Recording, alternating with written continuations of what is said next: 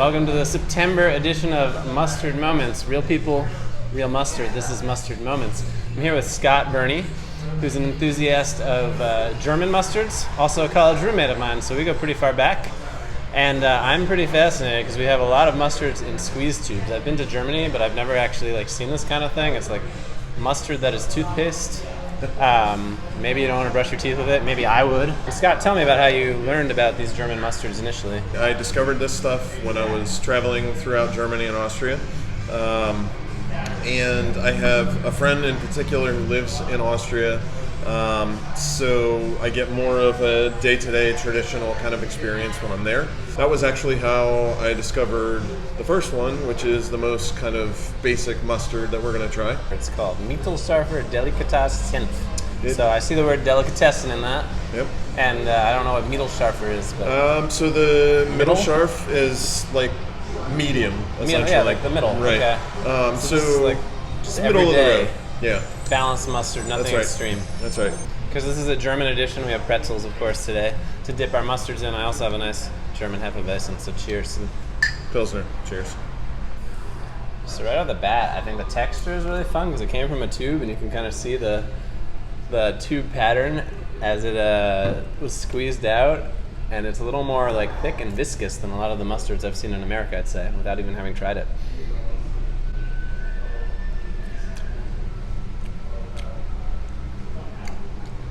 Like you said, very middle of the road. Yep. It's just a very straightforward kind of mustard. I'm trying to think what would be a comparable mustard in the States that we might get. I feel like I've tasted mustard like this before. It's not quite brown mustard. Maybe it's a little more like a Dijon mustard, but I was going to say it's maybe halfway between a brown and a Dijon. Yeah, it's not quite as strong as I'd expect the Dijon to be. The brand is Thomy or Thomy. Yep.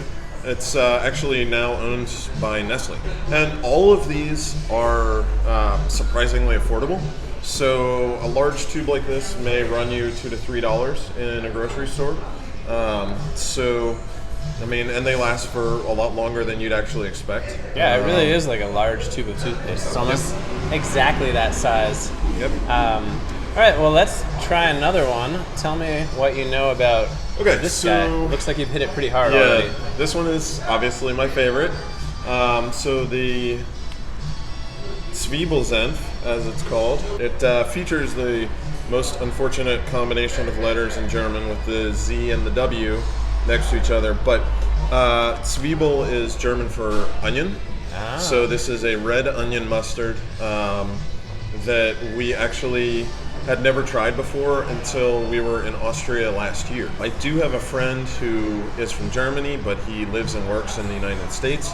So every time that he's over there, he's always on the lookout for various mustards, which is where some of these other mustards have come from. So you have a global mustard correspondent. Indeed. That's awesome. I wish I had one of those. Very convenient, to say the least. So. And now you're into these mustards, yet you were telling me you didn't like mustard when you were a child. So what was the turning point for you? Yeah, I never really liked mustard, so... You've got a lot of mustards for a guy who doesn't like mustard, is all I'm saying. It was one of those things where I kind of built into it, I guess. It would have had to have almost been something that we experienced over there. Yeah. That's the only thing I can figure is it probably was... something that was pretty generic like this. I know for a fact that it was either on a sausage or a bratwurst because you get that fatty meat kind of flavor that mustard does so extraordinarily well with. Sure. And it was like, this isn't so bad.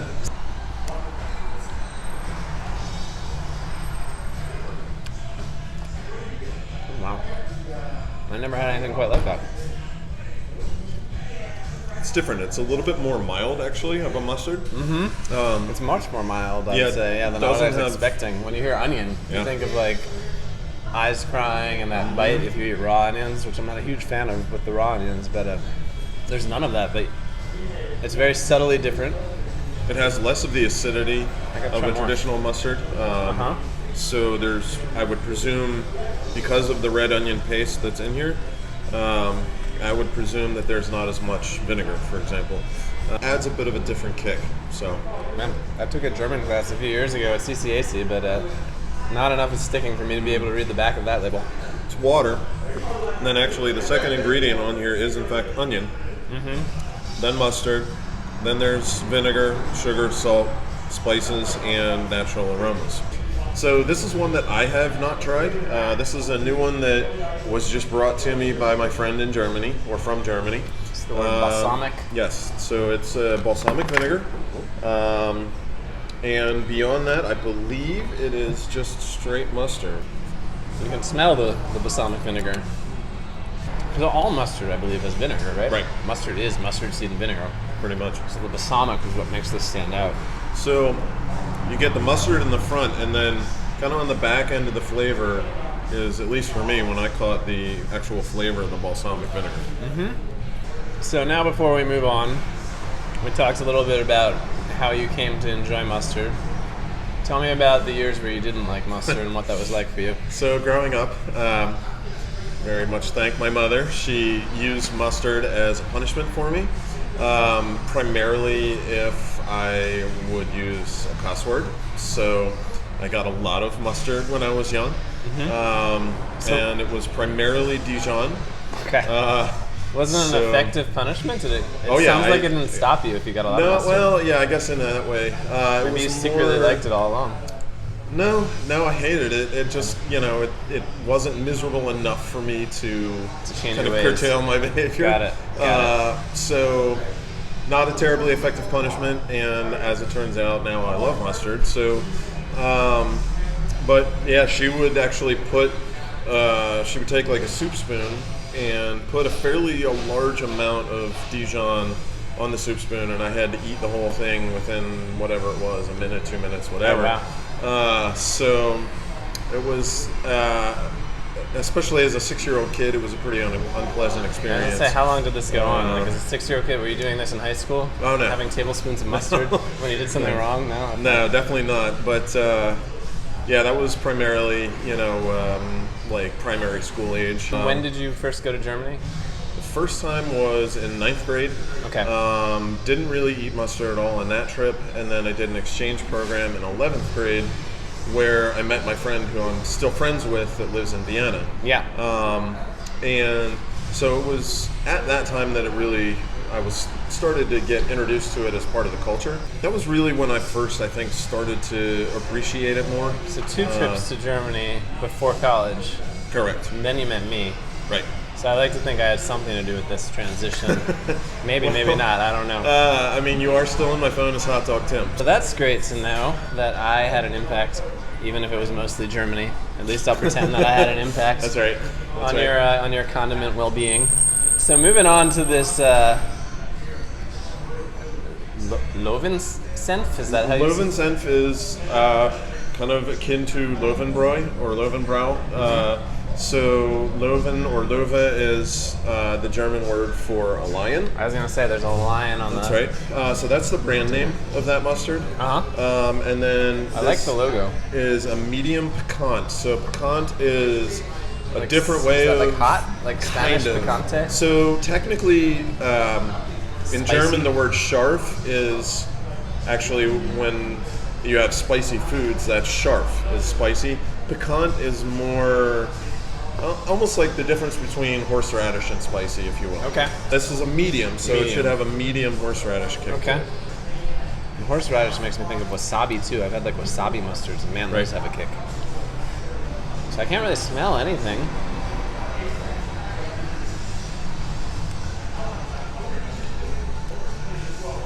Well, yeah, I taste the horseradish. I was kind of bracing myself for it to be more intense. But yeah, it's medium. It's a perfect description. It's like a medium horseradish kick. It's not overwhelming. I think for people who don't like horseradish, I know there are a lot of you, you wouldn't be grossed out by this. It might not be your favorite, but you could probably handle it. So I don't particularly like horseradish. This is good. So I'd imagine there's not like a mild version of this, right? Like medium is probably as low as you go with horseradish. So far as I know, yeah. I can't imagine what mild horseradish would be. Like it's an oxymoron. Pretty much not there. Non-existent. So now we're moving on to Thome again. Yes. Different than everyday mustard. This is Thomy's that's their fancy sharp mustard. Sharp. There you go. So the last two special occasion mustards. You're kind of getting a giveaway here because of the bright redness of the packaging. that these are going to give you a little bit of a punch in the mouth. Scharfer is essentially I spicier. see it on both. Okay, yeah. And then Senf is just Senf is mustard. mustard. Okay, that's great to cover. How many trips to Germany have you made now? 9, Wow. 8 or 9, something like that. I've spent one day of my life in Germany and Berlin, and I loved it. And I would really like to get back. Time for sharp mustard. Cheers.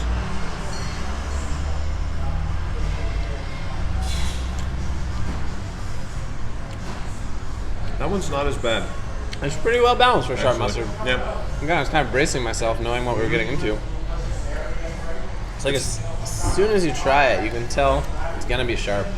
It's not as sweet as the others, but it doesn't really build to the point where you regret it. Is Right. what I would say. Right. Even It's as not someone who as likes sharp as mustard. the Löwensenf. I can definitely tell you that. Shall we put those in the right order? Yes. Yeah, that's for sure. I would eat a tablespoon of that as a reward. You can watch me do it if you want. This one's not as bad. That one actually is pretty tolerable, even for me, as someone that doesn't really like, that sour tartness of horseradish. Are you ready for the sharp mustard? I've been stalling for you, so Thank you. Build wouldn't up my have to nerve. do it right away. Well, and unfortunately, I did forget. We do have a spicy German mustard at home. I can feel it clearing my nose a little bit by smelling. It's not quite like an ammonium salt, but Yeah, I don't really smell much, but I can feel it like doing something to my sinuses. the like you horseradish feel will like that, kind of like- clear yeah, you out yeah, exactly. before it actually hits your palate. So.